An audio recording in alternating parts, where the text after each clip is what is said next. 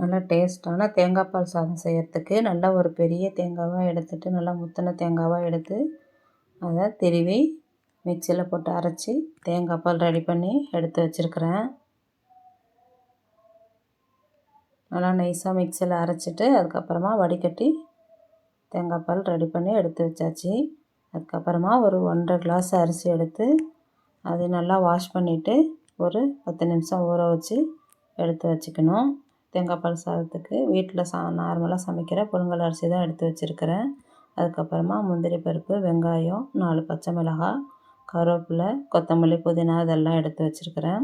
Stove பற்ற வச்சுட்டு குக்கரை வச்சு தேவையான அளவு எண்ணெய் ஊற்றி அதுக்கப்புறமா பிரியாணி இலை, பட்டை, ஏலக்காய், கிராம்பு இதெல்லாம் போட்டு பொரிஞ்சதுக்கப்புறமா ஒரு பெரிய வெங்காயம் கட் பண்ணி வச்சுருக்கிறத போட்டு நல்லா வதக்கி விடணும். அதோட கொஞ்சமாக கருவேப்பிலை, கீறி வச்சுருக்கிற 4 பச்சை மிளகாய் இதையும் போட்டு நல்லா வதக்கி விட்டுக்கணும்.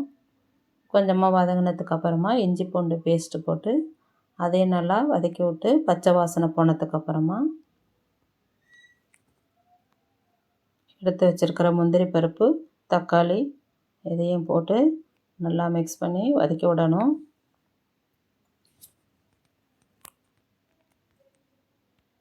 இஞ்சி பூண்டு பச்சை வாசனை போனதுக்கப்புறமா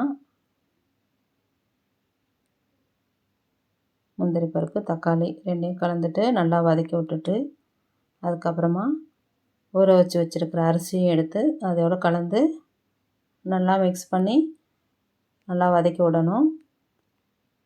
கொஞ்ச நேரம் வதக்கி விட்டு அதுக்கப்புறமா எடுத்து வச்சுருக்கிற தேங்காய் பாலையும் அதோட சேர்த்துக்கணும். இதுக்கு 1.5 கிளாஸ் அரிசிக்கு ஒரு 3 கிளாஸ் தேங்காய் பால் வந்துச்சு. அதோட 1 கிளாஸ் தண்ணியும் சேர்த்துக்கிட்டேன்.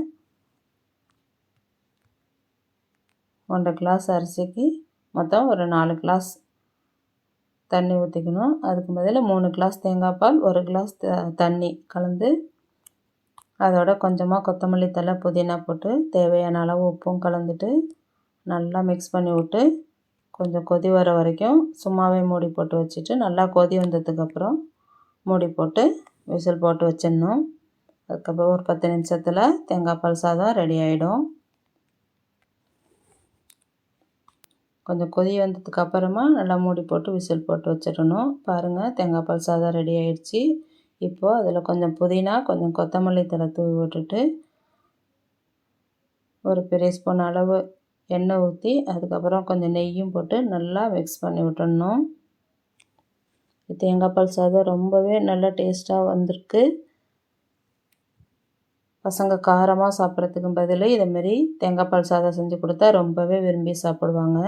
இது பாருங்கள், தேவையான அளவு எண்ணெய், அதுக்கப்புறமா ஒரு பெரிய ஸ்பூனில் எண்ணெய். இது நெய் சாதம்னு சொல்லலாம், தேங்காய் பால் சாதம்னு சொல்லுவாங்க. ரொம்பவே நல்லாயிருக்கும். இதுக்கு சைடிஷ்ஷாக நான் மீல் மேக்கர் கிரேவி செஞ்சு வச்சுருக்கிறேன். பாருங்கள், நெய் போட்டு நல்லா மிக்ஸ் பண்ணி விட்டுடுங்க. நல்லா சாதம் பொல பொலன்னு சூப்பராக வந்திருக்குது. நல்லா மிக்ஸ் பண்ணி விட்டுட்டு ஒரு 10 நிமிஷம் மூடி போட்டு அதுக்கப்புறமா எடுத்து பரிமாறலாம். ரொம்பவே நல்லா டேஸ்ட்டாக வந்திருக்குது.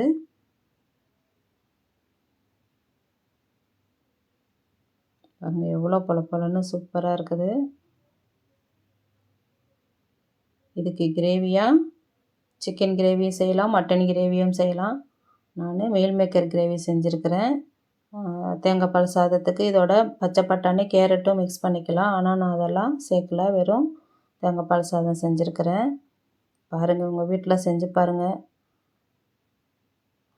கண்டிப்பாக செஞ்சு சாப்பிட்டு பார்த்துட்டு பிடிச்சிருந்தா லைக் பண்ணுங்கள், ஷேர் பண்ணுங்கள், கமெண்ட் பண்ணுங்கள். பாருங்கள், ரொம்பவே நல்லா வந்திருக்குது. குழந்தைங்களாம் ரொம்பவே விரும்பி நல்லா சாப்பிடுவாங்க. பிரியாணி காரமாக இருக்கிறதுக்கு பதில் இது மாதிரி செஞ்சு கொடுத்தா ரொம்பவே விரும்பி சாப்பிடுவாங்க. தேங்காய் பால் சாதம், மீல் மேக்கர் கிரேவி ரொம்பவே சூப்பராக வந்திருக்குது. மறக்காமல் சாப்பிட்டு பார்த்துட்டு கமெண்ட் பண்ணுங்கள். Thanks for